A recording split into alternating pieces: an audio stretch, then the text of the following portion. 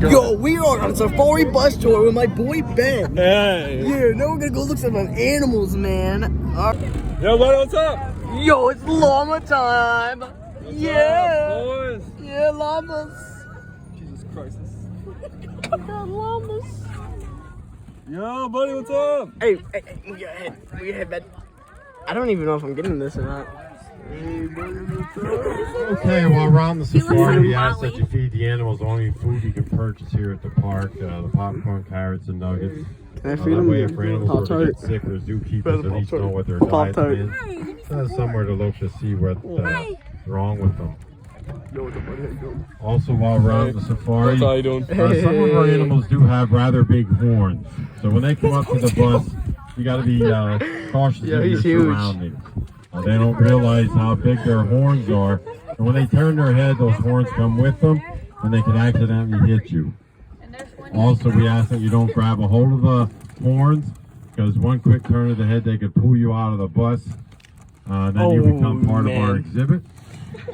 That's and not the good. next bus coming will be throwing you popcorn, carrots, and nuggets. Also, our elk are in what we call a velvet state with their antlers. Smile. They're nice and furry and soft looking. I'm sorry, We I ask didn't that mean you it. do Sorry, I not didn't mean touch to. those. They're very sensitive. They have a lot of blood vessels that are running underneath there, and they can be easily be torn open. That causes them to bleed, and then in turn get an infection and affect the growth of their antlers. So we ask that you don't touch their antlers when they Just come up looking to at the him. bus. Currently here at the side of the bus we have our llamas. They're pack animals. They're out of South America. So if anybody were to lose their hat, sunglasses, cell phone, Yeah, eat small that. child, Good boy. get Right there. Yo, look at them lions. Oh, I see. A lion. Those are cool. That's pretty nice, man. Yo, more birds. Alright, yo, look at these, man. What are these? Yo, look at all the deer, man. Ben, what do you think of these deer? Weird. They're not weird. Yo, these are sick, bro. What's up, Ben. What do you think so far? Ah. No, what do you think? What do you think of this? Oh, Hey, come on, man. At least answer the question. it's alright. Yeah, he's like, Oh, one's eating. got more over there. Oh, wow. A lot of.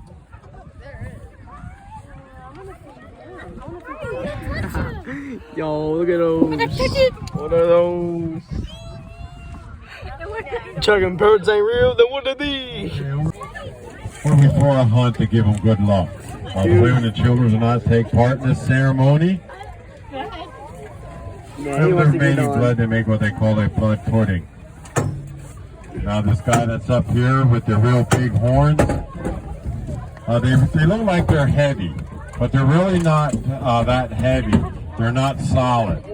They're honeycombed inside, so they're not as heavy. Higher protein in the body. Yo, look at that, man. Yo, feed You them. may notice later in the day they do serve bison burgers here at St. Tobias. Oh, man. That bison meat comes from a farm in Canada. That's so Not the bison we cool. have. All right, Big Daddy. Yeah, that's his name, Big Daddy. All right, there he is. And then, It's like I know you got food. hi. Good boy. Buddy. Your North American elk. Hey, what's up, buddy? They are the second largest in the deer family. Yo, they're running. Oh, he's searching for it. He's searching for it. You want some? I got two. From Ben, you sure you don't want any? I'm good. Yeah, I'll take it. Your elk, they only have teeth on the bottom. They don't have any upper teeth. They do have in the top and the back are two molars that are made out of ivory. Yeah, good boy. There's one more. About 1 inch a day. Pet him. Pet him. Pet her. better than her. I already did, man. Hi, how you doing? He wants more. How you doing, buddy? What's up? He wants more. Hey. Bet him. Hey, what's up? Ah, I want to pet him more. He's so cute. And then these other guys that you see over here closer to the fence and in the corner here with the horns, That one's got a tag. those are your elands. Oh.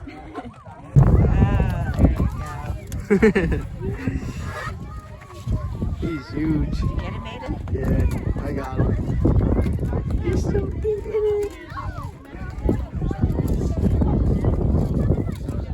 The other one's over there. Yo.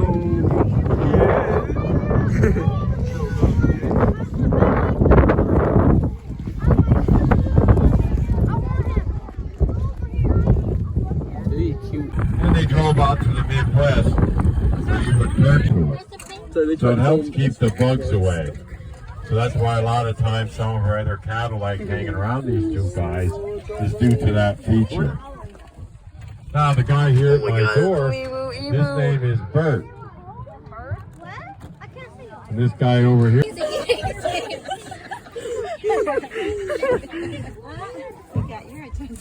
There. But if it does get real, He licked the bus. He's right there. So that's the bird, and the other one is Ernie. Oh. Yeah, they're brothers. Oh. very friendly. Right? How much of an What's that? age gap? Age gap. Oh, I don't think there's. He's not leaving. Come on, leave. Oh, he's leaving now. He's leaving now. Hey, I don't have any food. I'm sorry. No food. No food for you. I'm sorry. Eat the fly. Yeah. You like getting pet? Oh. No, I'm no, not gonna slap you. no, I'm not no. gonna slap you or anything. Hey, how you doing? How you doing, man? It looks like he's gonna spit on you. Ah. Oh, come here. Here we Oh. have our llamas. Spit on him. Sure. Hey, buddy, I have food for you. Okay, I don't have food, but you know, I'm a nice guy. I'm a nice guy. You'll notice Yeah. how they have How a you doing? split upper lip. Oh, they can use that upper lip like we use our He food. knows you don't got They food. can use one side at a time, or they can use both sides here in the field. They won't do that to us today here on the bus, because they know we got a lot of little kids that like them, so they won't be doing that. And that's my story. Yo, donkey.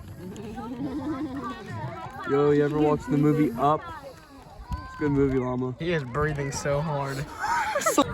I told you guys to stay away. They're out of like your Philippine area. They're used to working in real muddy areas like your rice paddy fields. I'll play go They have real wide hoops that help prevent them from sinking down into the mud. You also notice they don't have a lot of fur in their skin. So they can get sunburned just like you or I. So what they do is they take their tails and they dip it in mud. And they fling that mud up on their bodies and use it as a sunscreen so they don't burn. The females, their milk is 3 times richer than our dairy cow's milk.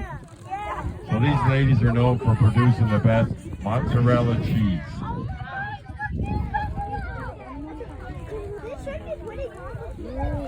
Yep, come over We here. saw that one. Yeah, we saw that one. They know what they are. Yeah. I dare you kiss one of them. I'm not kissing one of them. Okay, there you do, Rizzo. Alright, I'm in the reptile exhibit, man. We're gonna go see some animals eventually. And Mercurial. Good. Good, that is great to hear. My name is Brandon, my partner today is Aiden. Behind you guys somewhere we have Jacob and Ian who will be helping us out throughout our show. Before we get started, I have a couple of requests for you guys. I know we don't have too big of a group in here today, but I do ask that you guys stay nice and quiet throughout our show. We want to make sure you guys get to hear everything we have to tell you, and we want to make sure our animals stay nice and calm. We'll have those animals coming out right down the center aisle, across in front of you, as well as up out of our pits. When these animals are out, it's really important that you please do not reach out to touch them. The ones we have out right now are just for our show. We'll have some friends in the back after for you guys to pet. Now, one last thing. I know that the JR Bonfield group needs to be out of here by 12:30, eating or at the bus or something. So we're going to go through our show, and then afterwards we're going to have our friends out in the back. If we could have a chaperone at each spot to help move the flow, we would appreciate that. Alrighty, so we're going to get started with our animals, and the first one we have to talk about is one that's been struggling out in the wild lately. That's our world's amphibians. Over the last 30 years, we've lost around 150 amphibian species to extinction. We do expect to lose up to 1/3 of the total amphibian population from all over the world. That's for 3 major reasons. The first is a deadly fungal infection called chytrid. The second is habitat loss and destruction. And the third is pollution. And that's something we can all play a part in. To show why pollution affects our amphibians so much, Aiden is going to bring Otis around for you guys to check out. Otis here is a giant marine toad. They come from South and Central America. When Aiden walks around, you'll see he's wearing gloves to handle Otis. They're not making any skin-to-skin contact. That's for 2 really important reasons. The first is to protect Otis, because as an amphibian, he has something called permeable skin. So when he wants to get a drink of water, he doesn't use his mouth. He's going to simply sit in whatever water he can find, and he'll actually absorb it right through his skin. Now, that is a great adaptation to have, but it can be dangerous. If there are any chemicals or pollutants in that water, they could find their way right inside Otis's body, and they might make him very sick. So he does have to be really careful. Now, the second reason for Aiden's gloves is actually going to be to protect himself from Otis. I know Otis doesn't look it, but he is a very toxic toad. He's got those 2 large glands in his shoulders. If he felt scared or threatened, he could use those to secrete a milky white toxin. If that got onto your skin, it would leave you with a really nasty rash. But if you got that inside your body, like a predator might out in the wild trying to eat Otis as a snack, it can make you very sick. It can lead to severe stomach aches and headaches. It can cause nausea, hallucinations, and enough of it can even stop the heart from beating. So it is a very dangerous substance that Otis has to stay safe. Those are also 2 good reasons we're going to ask you guys to not touch our amphibians out in the wild. On one hand, you don't know if they have any defenses like Otis here. That might harm you guys. Or if you would have anything on your hands that could harm them as well. And we want everybody to be nice and safe. Now, I know I mentioned our amphibians being very endangered. Luckily, our giant marine toads are doing very well out in the wild, so they're not at any risk of extinction. We have some other animals around our park today that are on that endangered species list. Some big ones we have are our Bengal tigers and the loud gibbons on top of the hill. Right here in this building, we have our cotton-top tamarins, the pancake tortoises, and our lemurs outside. There is one other animal in here we're concerned about. She's not quite endangered, though. That's going to be the little fuzzball in the tree down here. I know she's sleeping right now. I'm going to go down and wake her up, see if she wants to get up for a snack, and Aiden's going to tell you all about her. This fuzzball down here is Chewy, and she is a 2-toed tree sloth. There's one other species of sloth out there in the world, and that is the 3-toed sloth. You can probably tell what the difference is between them. So when Chewy, hopefully Chewy gets up for us here, you'll be able to see that she has 2 toes on her front feet and 3 toes on her back. While 3-toed sloth would have 3 toes on all 4 feet. Now, one more thing about that is 2-toed sloths actually have a nocturnal day and night cycle, which that means she, as she should be in the wild, she'd be sleeping during the day and awake during the night. 3-toed sloths are diurnal like us, so they would be awake during the day. Falls in the water. So sloths are slow-moving, leaf-eating mammals native to Central and South America, and they spend their entire lives hanging upside down, and their bodies are very well adapted to do so. If Chewy were to get up for us, you'll be able to see that her hair begins at her stomach, splits along her sides, and goes down her back, and this just serves to keep her dry in the rainforest, because water will just go right off of her and keep her nice and comfortable. Now, all of her organs are actually located along her backbone, and they function much better in the upside down position. They function so well, in fact, that females will actually give birth hanging upside down. And they will act as hammocks for those babies until those babies are strong enough to climb around on their own. Now, if she were to get up for us, you can see that she's very slow moving, but that's not the only thing that's slow about her. She's also very slow on the inside. Anything she ate for a snack that Brandon would have gave her, or she eats for her dinner later, can take anywhere from 1 week to 1 month to digest. And that is very slow compared to us. It takes us only about 24 hours to digest our food. And in the wild, in the rainforest, she would have small plants and algae growing in her hair. And this would turn her hair a brown, almost green color. And this may seem kind of gross to us, but it's actually very beneficial for her because this serves as camouflage to protect her in the treetops. Now, if she were to get chased out and fall over water, she would be just fine because sloths are actually pretty good swimmers. However, if she were to fall into this water right here, she would be pretty careful because we do have a neighbor, an alligator snapper turtle in this water. This is man. She is the alligator snapper. They're found in the southeastern parts of the United States, and they are one of the largest He is angry.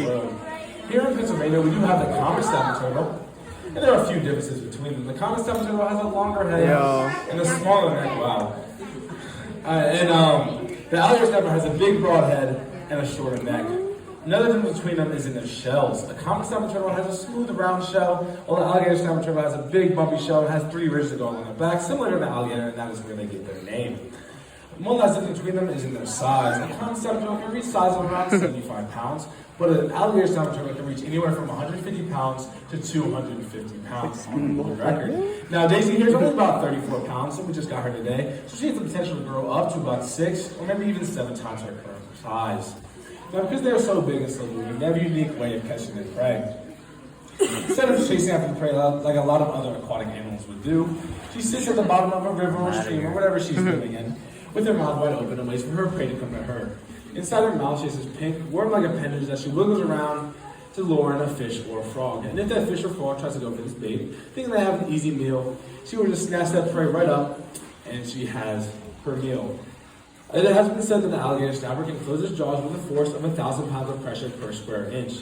Now, that is true. It makes their jaws one of the strongest in the animal kingdom. In any case, you wouldn't want to get your fingers anywhere near there because it could easily chop off 4 or 5 of those fingers. Now, one last thing about Daisy is her age. In the captivity, alligator snappers can reach up to about 70 years old, but we're not sure how old they live in the wild. A few years ago, there was once an alligator snapper found in the south with the remnants of Civil War musket balls embedded in the shell, and when this turtle was found, it was believed to be about 110 years old. We're not sure how old it is now because they've released it back into the wild. Now that's all we have for Daisy here. One last thing about Chewy. If she were to get up for us, sadly she is not, but she might come around and get pretty close to that railing and the glass over there. Please do not reach out to her. She may seem cute and cuddly, but she has 2 very long arms, 2 very sharp teeth, or 4 very sharp teeth and 2 very sharp toes, and a bad attitude most days. So just, stay away from her. Don't let her touch you. That's all we got for Chewy and Daisy. I'm gonna give it back to Brandon to talk about our Slytherin friends. Alrighty, guys. By a show of hands, how many of you in here today like snakes? I see some hands. That's good. How many of you don't like snakes? You might have gotten forced in here today. We do have a lot of snakes, and the first one we have for you guys is little Monty. Now, Monty here is an African ball python. He gets that name because if he felt scared or threatened, he could curl his body up into a tight little ball, and he would tuck his head right in the middle to stay nice and safe. You can see that he's got his head out and about. He feels very comfortable up here with me. Now, our ball pythons are a smaller species of snake, only growing around 4 or 5 feet in length. As far as our snakes go, though, they do stay pretty small. We have some other pythons found throughout Africa, Asia, and Australia that can get much, much bigger. The snake that holds the record for the longest in the world is the green reticulated python of Southeast Asia. The biggest one ever found and recorded was around 33 feet in length. A snake that long would be the distance of this entire glass wall in front of you guys today. Now, we do have another snake coming down the center aisle. Ian here has Midori. Midori here is a boa constrictor. It comes from the rainforest of South America. Midori right now is around 5.5 feet long, and he's not done growing. Our record size for these guys is around 18 feet, but anything over 10 feet is considered to be a really good size for today. Now, these 2 snakes come from different areas of the world, but they hunt for their food in the exact same way. Neither of them are venomous. They're both constrictors. So when they find food, they're going to use their mouths to bite and hold on. They wrap their bodies very quickly and tightly around and squeeze so hard they cut off blood flow to the prey's brain. Now, once they have their prey subdued, they're going to open their mouths nice and wide. They'll swallow their prey head first and whole, and this is where the difference comes in. Because no matter how big Midori or any of our boas get, they'll only eat something medium-sized, around the size of a rabbit or a chicken. Our pythons, on the other hand, the bigger they get, the larger the meals become. They are able to take down some pretty large and dangerous prey, but they do have to be careful. If they try to go after something like a gazelle or an antelope with those really long, sharp horns, or maybe an African crested porcupine, who can grow quills like these up to 21 inches, they can end up with these horns, hooves, or quills sticking straight out of their bodies.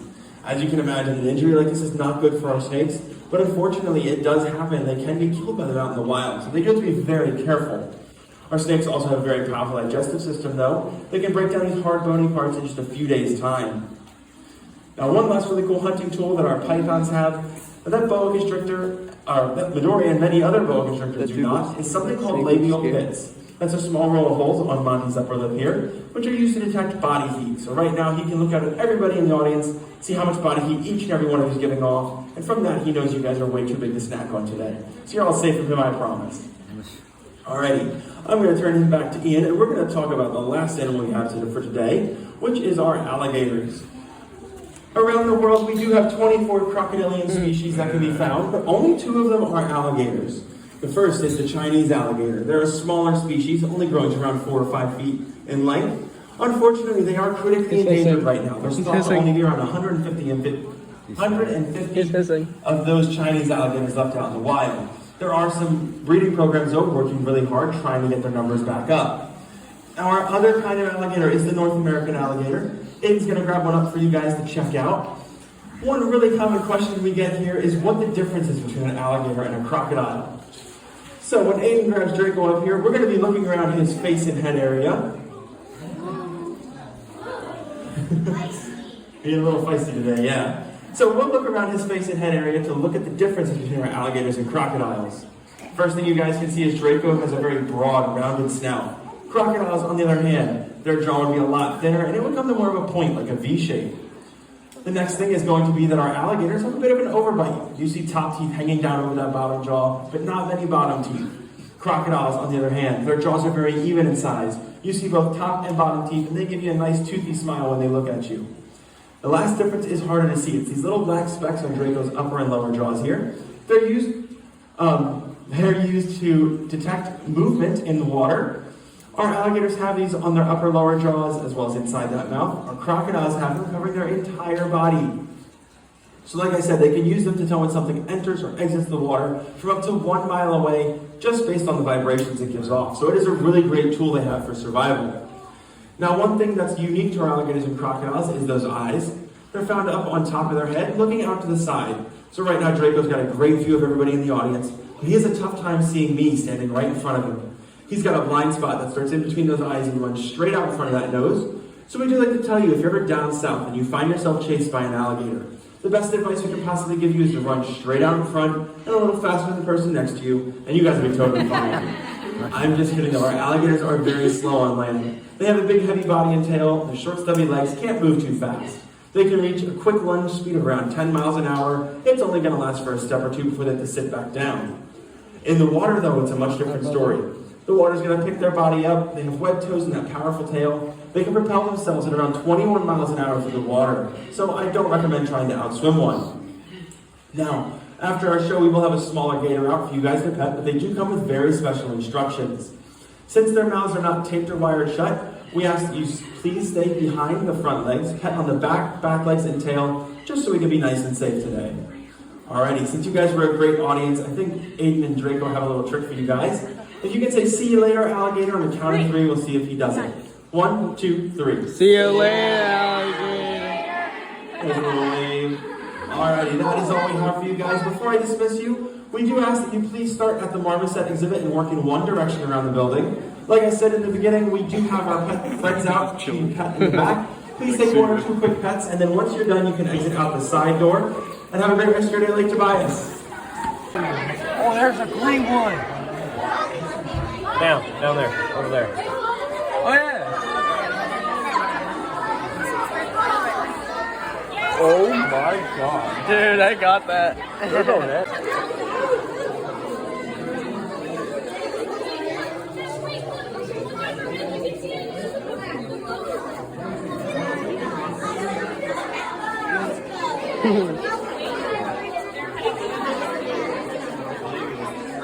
Wow.